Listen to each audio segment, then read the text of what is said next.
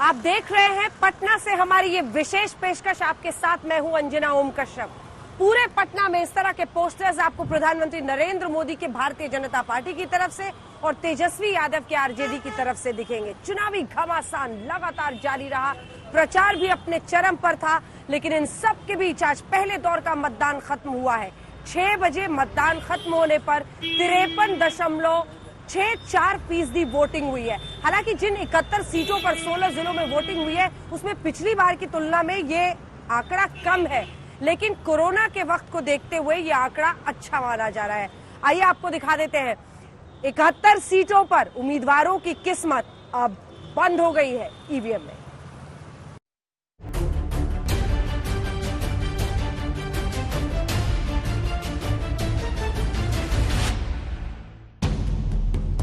तीन चरण की वोटिंग का ये फर्स्ट डे फर्स्ट शो है। बिहार में कोरोना के खौफ को किनारे करके लोग बड़ी तादाद में मतदान केंद्रों पर उमड़े। 71 सीटों पर वोटिंग का काम पूरा हुआ। सुबह से ही जो उत्साह बढ़ा वो शाम तक चरम पर रहा। लोगों का जोश उनकी जुबान पर चढ़कर बोल रहा था। मुद्दा यही है कि बेरोजगारी है, गरीबी बहुत ज्यादा है, हर सब्जी हो, हर मतलब कुछ भी हो, बहुत कुछ महंगा है। जो पहले गरीब थोड़ा ही पैसा में खा पी लेते थे, अब के वो समय नहीं है। हमें तो यही चाहिए कि परिवर्तन जरूरी है, चूंकि बिहार में एकदम क्लियर है कि एडुकेटेड लोगों की सरकार होनी चाहिए। बहुत चला रही है वो लोग जो कि मतलब ऐसा बस स्कूल पढ़ के या फेल होके। पहले चरण के मतदान में जिन खास उम्मीदवारों पर सबकी नजरें टिकी रही, उनमें गया टाउन से कृषि मंत्री प्रेम कुमार, लखीसराय से श्रम मंत्री विजय कुमार सिन्हा, बांका से राजस्व मंत्री राम नारायण मंडल, जमालपुर से ग्रामीण मामलों के मंत्री शैलेश कुमार, राजपुर से संतोष कुमार निराला, चैनपुर से पिछड़ा कल्याण मंत्री ब्रिज किशोर बिंद, दिनारा से विज्ञान और तकनीक मंत्री राजकुमार सिंह और एलजेपी से राजेंद्र सिंह, जहानाबाद से शिक्षा मंत्री कृष्णनंदन प्रसाद वर्मा, इमामगंज से पूर्व मुख्यमंत्री जीतन राम मांझी और जमुई से बीजेपी प्रत्याशी और इंटरनेशनल शूटर श्रेयसी सिंह शामिल हैं। पूरा जन समर्थन हमारे साथ है और पुनः एनडीए की 2/3 बहुमत से सरकार बनने वाली है। केंद्र और बिहार ने मिलकर काम किया है। आगे जो थोड़ी बहुत अधूरे कार्य होंगे, सारे कार्य पूरे किए जाएंगे। इनका आशीर्वाद, स्नेह और प्यार मुझे मिले। लोकतंत्र के मंदिर में जनता ही देवता है, लेकिन इस देवता को पूजने से पहले नेताओं ने मंदिरों का मत्था टेका। हालांकि बिहार में मंत्री प्रेम कुमार तब फंस गए जब वो चेहरे पर बीजेपी के चुनाव चिन्ह वाला मास्क लगाकर पहुंचे। चुनाव आचार संहिता का उल्लंघन बताते हुए रिटर्निंग अफसर ने उनके खिलाफ केस दर्ज किया है। ये आचार संहिता का उल्लंघन नहीं है। ऐसा हमने नहीं, हमारे मन में ऐसी बात है नहीं जाकर के, कोई ऐसे मन विचार नहीं था करके, हम शुरू से ही मतलब रखते हैं जाकर के। लेकिन ये आचार संहिता का उल्लंघन नहीं है सर। नहीं, मैंने ऐसा कोई मंशा हमारा नहीं जाकर के है। मैं आचार संहिता के साथ रहा हूँ, आगे भी रहूँगा। नेताओं की सांसों की धुकधुकी बढ़ी होगी, लेकिन मतदाताओं की धड़कनें लोकतंत्र की मजबूती के साथ धड़क रही हैं। कोरोना के खौफ के बीच भी लोग वोट देने पहुंचे। उनके लिए अलग अलग इंतजाम किया गया कि वो शाम 5 से 6 बजे के बीच वोट करेंगे। पूरे कोविड प्रोटोकॉल के साथ चुनाव हो रहे हैं। कुछ देर पहले हमने यहाँ पर बड़े स्तर पर सैनिटाइजेशन को भी देखा। अभी सुबह सुबह सैनिटाइज किया गया है और ये मतदान केंद्र के भीतर का दृश्य है। और यहाँ पर भी एक तरह पोलिंग एजेंट्स आपको बाहर दिखाई देंगे और आप देखिए, चाहे सैनिटाइजर हो, चाहे किट हो, इस तरह की व्यवस्था की गई है। सैनिटाइजर रखे गए हैं। शारीरिक दुर्बलता के बावजूद लोग वोट देने पहुंचे। बहुत जरूरी है हमको वोट देना। क्यों? क्योंकि सरकार जब वोट नहीं मिलेगा तो करेंगे कैसे? जान रहे हैं कि कितना मेरा आबादी है, वही हिसाब से मैं वो अपना करता है। हालांकि 2015 के लिहाज से देखें तो वोट में कोई बहुत बदलाव नहीं आया है। जिन 71 सीटों पर चुनाव हुए, वहां शाम 6 बजे तक 53.54% वोट पड़े। इन सीटों पर 5 साल पहले करीब 55% मतदान हुआ था। शाम 6 बजे के रुझान से सबसे ज्यादा वोट बांका इलाके में पड़ा है 60.97% और सबसे कम मुंगेर इलाके में 47.36%। यानी वोट के हिसाब से बहुत बदलाव नहीं दिखता। तो सवाल है कि क्या ये वोट यथास्थिति को बनाए रखने का संकेत है या बदलाव का? वैसे बिहार में वोट का रुझान देखें तो बिहार में साल 2000 में 63% वोट पड़े। कांग्रेस के समर्थन से राबड़ी देवी ने सरकार बनाई। फरवरी 2005 में 47% वोट पड़े। त्रिशंकु विधानसभा हुई और किसी की सरकार नहीं बनी। अक्टूबर 2005 में 46% वोट पड़े और जेडीयू बीजेपी की सरकार में नीतीश कुमार मुख्यमंत्री बने। 2010 में 53% वोट पड़े और जेडीयू बीजेपी ने जीत के सारे पैमाने तोड़ दिए और 2015 में 57% वोट पड़े और लालू के समर्थन से नीतीश ने जीत हासिल की। इस बार पहले चरण में वोट का आंकड़ा पिछली बार की तुलना में थोड़ा कम हुआ है, लेकिन कोरोना काल को देखें तो लोगों का जोश बताता है कि बिहार में लोकतंत्र की जड़ें कितनी गहरी हैं। हालांकि उसी पालीगंज से लोगों के आक्रोश की तस्वीरें भी आई। लोग रोड नहीं तो वोट नहीं के नारे लगा रहे थे। लखीसराय के बालगुदर में खेल का मैदान न होने को मुद्दा बनाकर कुछ लोगों ने वोट के बहिष्कार के नारे लगाए, लेकिन वोटरों के इस उत्साह पर कई मतदान केंद्रों पर ईवीएम पानी फेरती नजर आई। गया के स्वराजपुरी रोड स्थित हादी हाशमी स्कूल में आधे घंटे देरी से मतदान शुरू हुआ। इन तस्वीरों से आगे अहम बात ये रही कि मतदान केंद्रों पर कोरोना से बचाव के लिए पर्याप्त इंतजाम किए गए। कोरोना की वजह से वोटिंग का समय 1 घंटा बढ़ाया गया। कोरोना से बचाव के लिए ही मतदान केंद्र भी बढ़ाए गए। नक्सल प्रभावित इलाकों को छोड़कर मतदान का समय सुबह 7 बजे से शाम 6 बजे तक रखा गया। कोरोना लक्षण वाले वोटरों ने आखिरी घंटे मतदान किया। उन्हें अलग से टोकन दिया गया। पाबंदी और नियम तो अपनी जगह है, ज्यादातर जगहों पर इनका पालन भी होते देखा गया, लेकिन कहीं कहीं लोगों ने एहतियात की धज्जियां भी उड़ा दी। जमुई के कटौना में मौजूद हूं, जहां पर एक पोलिंग बूथ की आपको तस्वीरें दिखाई। आप देखिए कितनी ज्यादा संख्या में जो है यहाँ पे पुरुष हो या फिर महिलाएं हो, यहाँ पे कतार लगाकर खड़े हैं। लेकिन हाँ, जहाँ तक सोशल डिस्टेंसिंग की बात है तो सोशल डिस्टेंसिंग का यहाँ पे आप देख सकते हैं पालन नहीं हो रहा है। सब लोग जो है एक साथ ही कह सकते हैं चिपक के हैं यहाँ पे खड़े हैं, तो सोशल डिस्टेंसिंग का यहाँ पे पालन होना चाहिए था।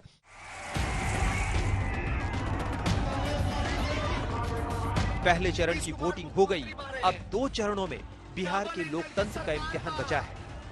उसमें किसकी जीत होगी और किसकी हार, ये 10 नवंबर को पता चलेगा, लेकिन लोकतंत्र की जीत पक्की है। आज तक ब्यूरो। तो एक तरफ जनता वोटिंग कर रही थी, 71 उम्मीदवारों की किस्मत आज ईवीएम की पेटी में बंद हो गई। दूसरी तरफ नेतागण एक के बाद एक ताबड़तोड़ रैलियां कर रहे थे। आज प्रधानमंत्री नरेंद्र मोदी ने भी 3 रैलियां की, दरभंगा, मुजफ्फरपुर और उसके बाद पटना। हालांकि उन्होंने तेजस्वी यादव का नाम नहीं लिया, लेकिन जंगल राज का युवराज कह दिया और सब जानते थे किसे कह रहे हैं। घमासान हो गया।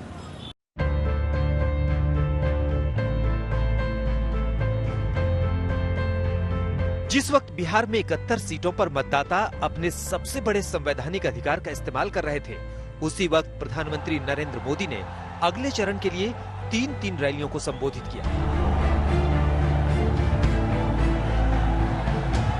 सबसे बड़ी बात यह कि प्रधानमंत्री मोदी ने नाम भले नहीं लिया, लेकिन इशारों में ही सबसे बड़ा वार आरजेडी नेता तेजस्वी यादव पर था। जंगल राज के युवराज बिहार की जनता की, और मैं मानता हूं ये जंगल राज के युवराज से बिहार की जनता पुराना ट्रैक रिकॉर्ड के आधार पर और क्या अपेक्षा कर सकती है। जंगल राज की परंपरा में सब कुछ सीखने वाले लोगों को मुझसे ज्यादा अच्छी तरह बिहार की जनता जानती है।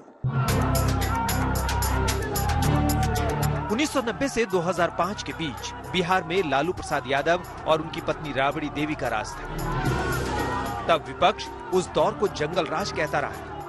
पिछले 15 साल से बिहार में नीतीश कुमार का राज है, जो सुशासन का दावा करते हैं। लेकिन आरजेडी के नेता तेजस्वी यादव ने 10 लाख नौकरियों का वादा करके सरकार की पेशानी पर बल ला दिया है। नौजवानों सुनो, कैबिनेट मीटिंग में पहला मंत्रिमंडल की बैठक में मेरा पहला कलम चलेगा तो एक साथ देश के इतिहास में पहली बार 10 लाख नौजवानों को सरकारी नौकरी। अरे रोजगार चाहिए, सरकारी नौकरी चाहिए। प्रधानमंत्री मोदी ने पुराने दिनों की याद दिलाकर तेजस्वी के दांव की काट निकाली। रंगदारी दी तब बचोगे, नहीं तो किडनैपिंग इंडस्ट्री का कॉपीराइट तो उन लोगों के पास ही है, इसलिए इनसे सावधान रहना है। याद रखिए, इन दलों की राजनीति झूठ, फरेब और भ्रम पर आधारित है। इन लोगों के पास बिहार के विकास का न ही कोई रोड मैप है और न ही कोई अनुभव। प्रधानमंत्री ने आज 3 रैलियां की। पहले दरभंगा पहुंचे, फिर वहां से 62 किलोमीटर दूर मुजफ्फरपुर और फिर वहां से 72 किलोमीटर दूर पटना। तीनों रैलियों में से मुजफ्फरपुर में मुख्यमंत्री नीतीश कुमार प्रधानमंत्री के साथ नहीं थे, नहीं तो दरभंगा से पटना तक प्रधानमंत्री के साथ साये की तरह रहे और प्रधानमंत्री ने नीतीश की कामयाबियों का पिटारा भी खोला। जब हमारे मित्र नीतीश जी अटल जी की सरकार में रेल मंत्री थे, अटल जी प्रधानमंत्री थे, तब इस क्षेत्र मांग को पूरा करते हुए अटल जी ने महासेतु का काम शुरू करवाया था। लेकिन उनके बाद जिस तरह इस पर काम हुआ, उससे लगता था कि मिथिलांचल की जनता का ये सपना ही रह जाएगा। केंद्र में एनडीए की सरकार बनने के बाद और यहां नीतीश जी की ताकत मिलने के कारण कोसी महासेतु का काम कई गुना तेजी से आगे बढ़ा और कुछ दिन पहले ही मुझे कोसी महासेतु के लोकार्पण का सौभाग्य मिला। चुनावी सभा को जो पटना के आसपास के प्रधानमंत्री नरेंद्र मोदी के भाषण से साफ है कि वो विकास के मुद्दे को अपनी मुट्ठी से फिसलने देना नहीं चाहते। तेजस्वी ने वादा किया कि वो 10 लाख नौकरियां देंगे। प्रधानमंत्री का जवाब आया कि सरकारी छोड़िए, प्राइवेट कंपनियां भी भाग जाएंगी क्योंकि विपक्ष के राज में अपहरण उद्योग पनपेगा। तेजस्वी ने वादा किया कि बिहार में नए तरीके से विकास करेंगे। प्रधानमंत्री मोदी का जवाब आया कि बिहार लालटेन युग में लौट आएगा। तेजस्वी ने गरीब तबकों के हित की दुहाई दी। प्रधानमंत्री मोदी ने कहा, सब हवाई बातें हैं। तेजस्वी ने मुख्यमंत्री नीतीश कुमार को थका हारा बताया। प्रधानमंत्री मोदी ने नीतीश की जमकर तारीफ की। भाइयों और बहनों, याद रखिए, वो दल जिन्होंने बिहार को अराजकता दी, कुशासन दिया, वो फिर से मौका खोज रहे हैं। सरकारी नौकरी तो छोड़िए, इन लोगों के आने का मतलब है नौकरी देने वाली प्राइवेट कंपनियां भी यहां से 9-2-11 हो जाएगी।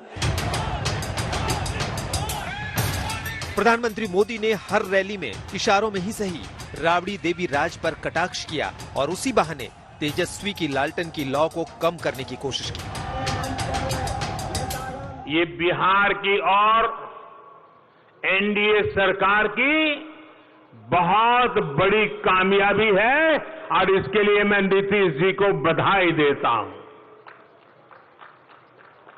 भाइयों और बहनों, अटल जी कभी कहते थे कि बिहार में बिजली की परिभाषा ये है कि जो आती कम है, आती ज्यादा है। लालटेन काल का अंधेरा अब छट चुका है। वैसे प्रधानमंत्री मोदी की नजर उस धार्मिक आस्था पर भी थी जो एक धर्म की भावनाओं से जुड़ी है। वो मिथिलांचल में थे तो सीता मैया के बहाने राम मंदिर के सवाल पर विपक्ष पर चुटकी ले ली। वो सियासी लोग जो बार बार हमें तारीख पूछा करते थे, बहुत मजबूरी में अब वो भी तालियां बजा रहे हैं। मुजफ्फरपुर में चित्रा त्रिपाठी और पटना में अंजना ओम कश्यप के साथ आज तक के। तो बिहार चुनावों पर राजधानी पटना से आप हमारी ये विशेष पेशकश आज देख रहे हैं। पहले दौर का मतदान खत्म हुआ है, लेकिन वो चुनावी घमासान जो आज भी जारी रहा। एक तरफ जनता वोटिंग कर रही थी, एक तरफ प्रधानमंत्री और तमाम नेता तेजस्वी यादव, राहुल गांधी अगले दौर के मतदान के लिए वोट मांग रहे थे। प्रधानमंत्री ने लालू राज, जंगल राज के युवराज के मुद्दे पर बात करते हुए जनता से वोट मांगा, तो राहुल गांधी ने आज अर्थव्यवस्था पर तंज करते हुए पकौड़े पर टिप्पणी की। कुछ साल पहले प्रधानमंत्री यहाँ आए थे, याद है आपको? भाषण दिया था, याद आए थे हम, जैसे अब 2 दिन में आने वाले हैं। उस टाइम आए थे, कहा था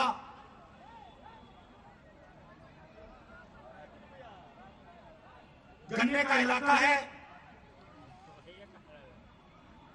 चीनी मिल चालू करूंगा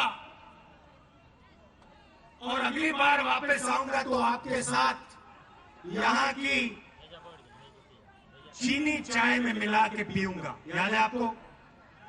याद है ना?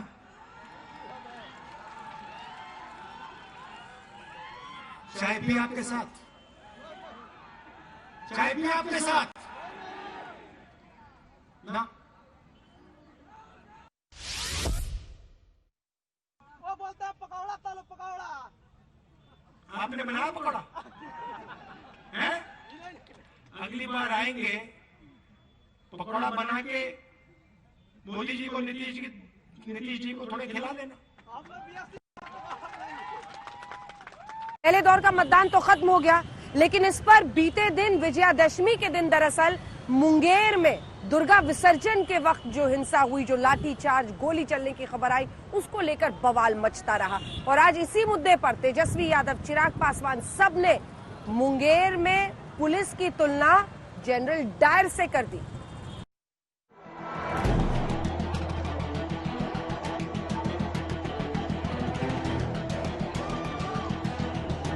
विजयदशमी पर बिहार के मुंगेर में हुआ हिंसक बवाल सियासी तौर पर गरमाने लगा है। लालू प्रसाद यादव के 15 साल के शासन को बार बार जंगल राज कहने वाले नीतीश को अब आरजेडी ने उन्हीं की भाषा में घेरना शुरू कर दिया।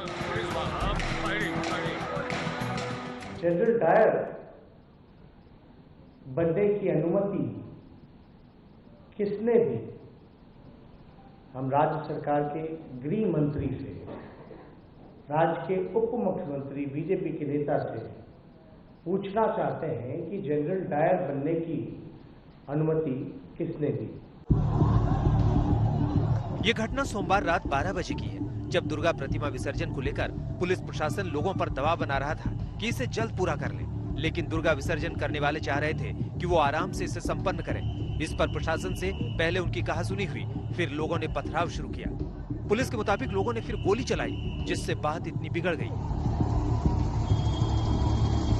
लेकिन तेजस्वी ही नहीं, केंद्र में एनडीए के साथ खड़े चिराग और बिहार में नीतीश, तेजस्वी दोनों का विरोध कर रहे। पप्पू यादव भी मुंगेर की घटना को जालियांवाला बाग की तरह देख रहे हैं।